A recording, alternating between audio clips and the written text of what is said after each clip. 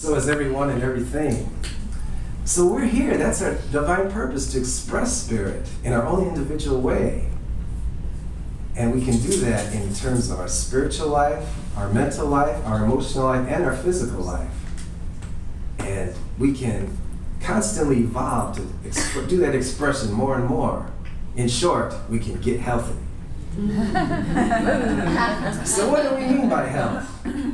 There's a common definition in our society that health is just the absence of sickness or disease. So if we're not sick and we don't have a disease, then we're healthy. I saw a chiropractor when I lived in Chicago, and he had an expanded definition of health.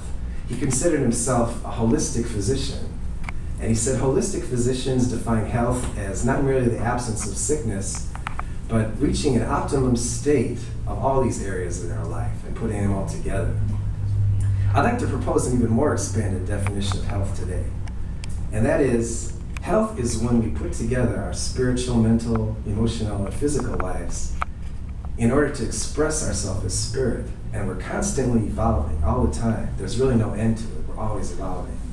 So that's the definition of health I want to look at today. And there are certain means we can get to jump on this train of evolvement in health. We can start right where we are. No matter where we are, we can bless it, bless how we got here, and acknowledge that that's where we are. And then we can push the envelope a little bit, just challenge ourselves in all these areas, just to get a little bit out of our comfort zone. And then we can have some long-term far-out goals, and we can keep looking at those and just see our progress toward those goals. And when we reach them, we can set another goal and get even further. It all starts, actually, the first step is our intention. We can affirm this intention that we are divine expressions of spirit, and that we intend to evolve constantly and express spirit in our own unique individual way, more and more, all the time. In terms of spiritual health is really all about being aware of spirit, having a communion with spirit, and allowing spirit in to heal us and to guide us.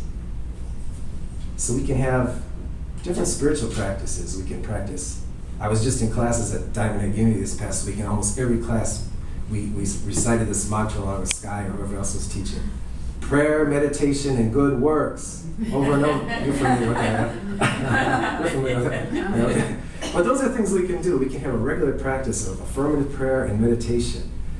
And good works, we can find ways to serve, or even like little things that just come up. I was at the bank the other day, and they were out of deposit slips. And my first impulse was to go up and just ask for one for me. But I said, wait a minute, I'll ask for a stack. And so I got a stack so everybody else would have them. And that just felt so good, even though it was a little kind of tiny thing. So that's our spiritual life. And there's also things we can do, like we can attend classes, and we can come to these services, we can read spiritual books. And really the idea is to immerse ourselves in spirituality. And that's when it really takes effect and starts to have something happen for us. In terms of our mental health, it's all about our thoughts, yeah? We're trying to let go of negative thinking, error thinking, negativity, separation, things like that, and embrace positive thinking, truth thinking, spiritual thinking. So a great way to do that is a form of meditation that's called Vipassana or insight meditation, or just free form meditation. I've been practicing this a little more lately. So the idea is you have a little anchor like your breath, or maybe you're repeating a mantra, but you really open your awareness. So anything that comes in, you're not trying to grab something that become aware, I'm going to be aware of this or that. You just, whatever comes in, you're open to it. And you're aware of it, and then you come back to your breath. So you're practicing being aware, and then you're practicing letting go. And that rubs off into our everyday lives. Like we have a thought, we're running around, we're thinking, we have a thought, like maybe it's a thought from the past, our past conditioning or something. We really don't believe it, but if we're not aware of it, maybe we'll just automatically go with it as out of habit, you know.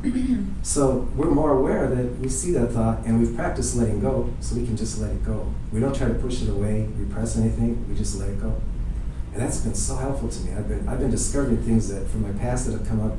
And I know they're silly, but I never really saw them before. And that, when we give that attention to anything, it just automatically heals it. So I'm seeing these thoughts being healed, and they don't come back after a while, which is really beautiful. In terms of our emotional health, it's kind of the same thing. We can practice meditation, we can practice being more aware of our feelings that come up, and Not even just the feelings like saying, I'm mad, I'm happy, I'm joyful. We can actually sit there and be aware of the physical sensations that come up as we have these feelings. And then, once again, we let them go and come back to our anchor. And that helps us the same way in everyday life. Maybe I don't want to go with this feeling. Maybe somebody cut in front of me and I'm really mad. Maybe I don't want to honk my horn and flip him off or whatever. Maybe I just want to let it go and say, God bless you. Just keep going.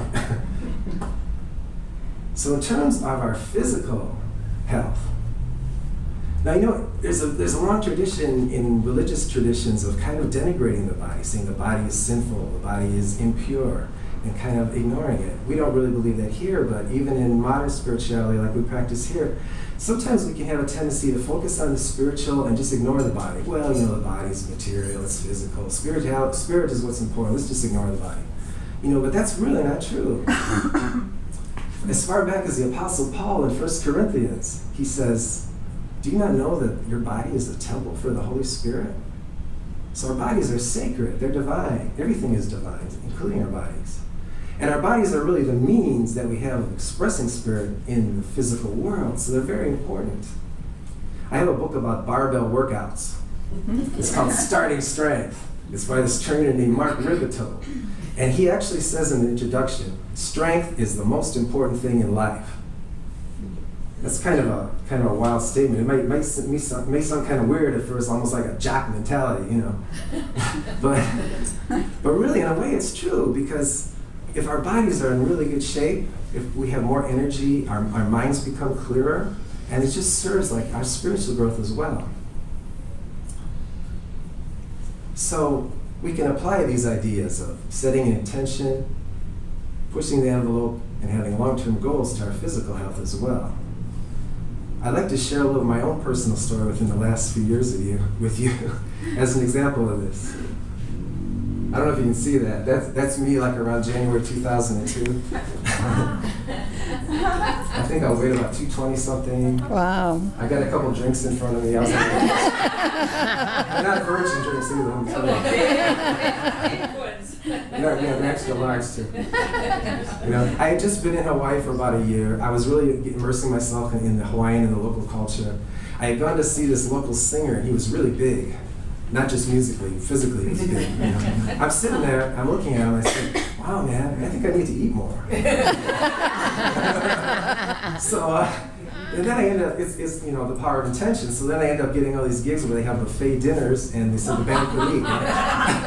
All good Hawaiian food and everything. So I'm filling on my plate like this high full of food. I got done with that plate, and then I went back for seconds and sometimes thirds. I would call it the greatest hits plate, my favorite songs. And I was drinking quite a bit. I was like killing off a bottle of wine every night. I thought I was a wine aficionado, And then I had this gig with this R&B group at a restaurant about usually once a week, and we had a band tab. So I would get there early and have dinner, and I would polish off like 3 Tangerine tonics, gin and tonics before the gig, and then every break I would have another one. So I was drinking really a lot, and that had gone on for quite a long time. And so I was also, I was practicing spirituality, I was doing meditation. I came from the Zen tradition after I moved here. And even though I was doing that, I hadn't found out about New Thought, and I had a lot of negative thinking going on. I didn't really realize that the universe is for me, that God is for me, that I'm a divine expression of God, and all these things we've been talking about. So I had a lot of negative stuff going on. And food and alcohol were kind of my drugs, they kind of consoled me. Well, life sucks, so I'm going to get drunk and I'm going to pig out, that kind of thing. So I was still working out, so I was doing some weightlifting, and one day I did power walks on the beach, because I love the beaches here. And so one day I was walking on Waimanalo Beach Park, and all of a sudden I get this sharp pain in my right hip, and it went down my leg. I said, what's going on? So I went to the doctor, he did some x-rays, and he determined that I have some arthritis in my right hip and my lower back. And he said I should keep walking, but I really need to take off some of that weight. So I said, okay, I guess I'll be cool with buffets from now on. But I kept up with the drinking for a while. And then a few years later, I read that alcohol keeps your liver busy. So if you eat a lot of food and drink, your liver's so busy processing the alcohol, it can't process the fat, and it just goes to the fat in your body. So I said, okay, I think I'll cut down my drinking too. So I did that. And it got